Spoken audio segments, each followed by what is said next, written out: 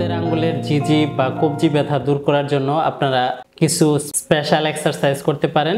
এই এক্সারসাইজের পাশাপাশি আপনারা এক ধরনের বেল্ট পাওয়া যায়, রিস্ট বেল্ট। এই রিস্ট বেল্ট ব্যবহার করতে হবে। এই এক্সারসাইজটি খুবই সিম্পল এক্সারসাইজ। এভাবে ধরে চাপ দিয়ে 20 সেকেন্ড ধরে রাখবেন। এভাবে 20 সেকেন্ড ধরে রাখবেন। আবার হাতটা এভাবে নিয়ে টান দিয়ে 20 সেকেন্ড হোল্ড করবেন।